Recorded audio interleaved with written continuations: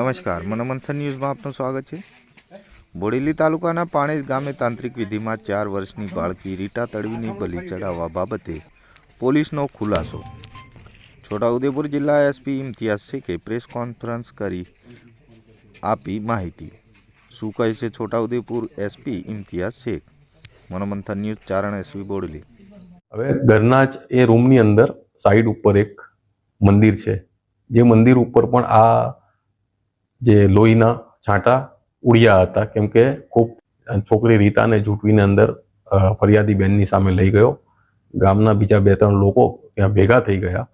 એમની હાજરીમાં એણે પોતાના ઘરના આગળના રૂમમાં કુહાડીનો એક ઘા મારીને એ છોકરીને મારી નાખી હતી। અને એની માં છોકરીની જ્યોતિ બેન તડવી આ છોકરીને છોડાવવા આવી ત્યારે એણે છોકરીના નાના ભાઈ જે એની માના ખોળામાં હતો એને પણ ઝૂંટવવાનો પ્રયત્ન કર્યો।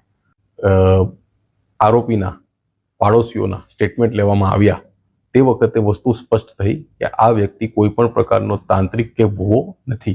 એ તપાસ ફોરેન્સિક એંગલથી અને પોલીસના એંગલથી ચાલી રહી છે અને ઝડપથી આની ચાર્જશીટ કરવામાં આવશે।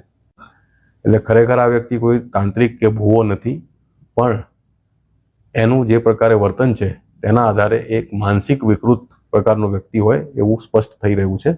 અને